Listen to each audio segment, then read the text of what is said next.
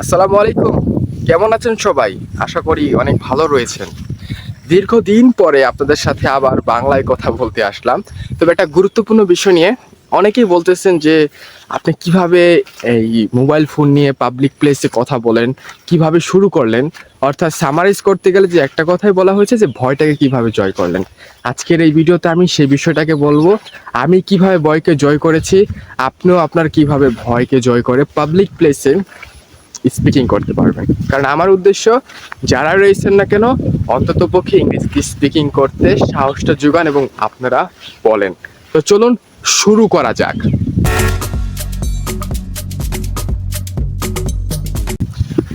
প্রথমেই আমি আপনাদের সাথে আলোচনা করব ভয়টা নিয়ে। আজকের মূল ভিডিও হলো ভয়টা আপনি কিভাবে রিমুভ করবেন।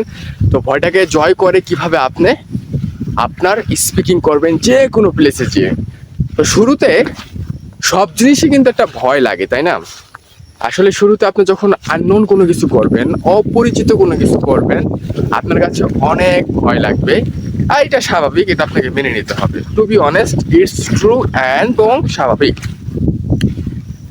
ভয় কাটানোর জন্য ইংরেজি স্পিকিংয়ে ভয় কাটানোর জন্য অনেক মাধ্যম রয়েছে। আসলে আমি কোন মাধ্যমগুলো ফলো করেছি সেইগুলো আমি আজকে আপনাদেরকে শেখাবো। তো চলুন বসে বসে কথা বলা যাক, তাহলে জিনিসটা ভালো হবে।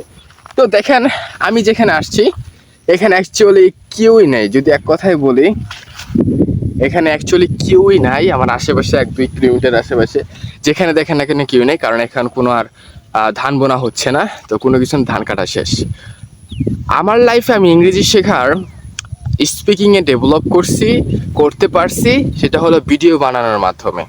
এই যে যেরকম আমি প্রতিদিন ভিডিও আপলোড করি, আপনাদের ভিডিও দেখেন। এটা বলছি শুরুর ভিডিওগুলো দেখেন, আমার অনেক ভয় লাগছে, অনেক কিছু করতে পারি না। এবার যখন 10টা-20টা প্রতিদিন আমি ভিডিও করা শুরু করে দিলাম, তখন থেকে আসলে আমার আত্মবিশ্বাস বেড়ে গেল এবং যে কোনো পরিবেশে গিয়ে আমি আসলে ভিডিও করতে পারছি।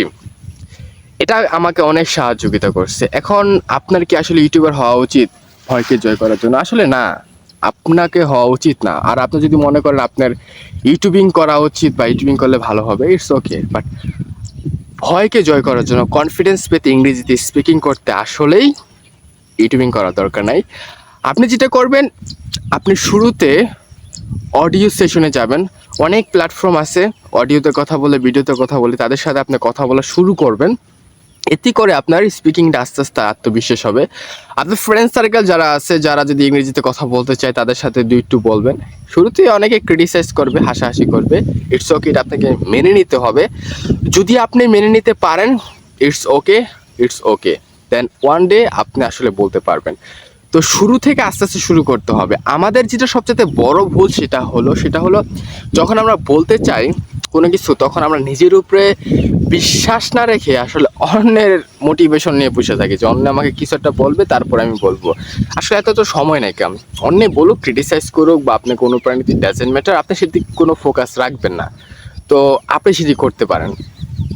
আরও একটা বিষয় করতে পারেন, সেটা হলো আপনি মোবাইলে বলবেন, মোবাইলে শর্ট ভিডিও বানাবেন 1 মিনিটে 1.5 মিনিটে, যা পারেন না কেন। ঘরের ভিতরে বানালেন, তারপর আস্তে আস্তে বাইরে আসলেন। ঘরে হলো একটা আবদ্ধ একটা বিষয়, ঘরের ভিতরে জাস্ট আত্মবিশ্বাসটা ঘরের মধ্যেই থাকে, কিন্তু বাইরে থেকে এসে যখন আপনি বলবেন, তখন আপনার আত্মবিশ্বাসটা অনেক বেড়ে যাবে।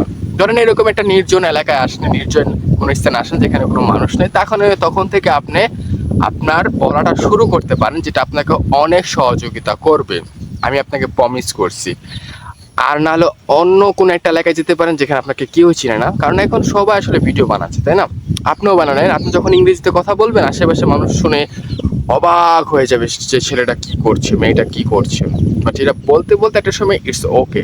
আপনি যখন এটা 2 সপ্তাহ করবেন, জাস্ট 2 সপ্তাহ, 1 মাসও করতে হবে না, জাস্ট 2 সপ্তাহে 7 × 14টা ভিডিও বানান, অন্তত পক্ষে 1 মিনিট করে। তারপরে আপনি আপনার রেজাল্টটা দেখতে পারবেন যে আসলে আপনার আত্মবিশ্বাসটা বাড়ছে কিনা। একটা কথা আছে যে বলতে বলতে বক্তা। আপনি যদি নাই বলেন, তাহলে কিভাবে আপনার আত্মবিশ্বাস পাবেন? আপনি ঘুমায় ঘুমায় তো আত্মবিশ্বাস পাবেন না, আপনাকে বলতে হবে।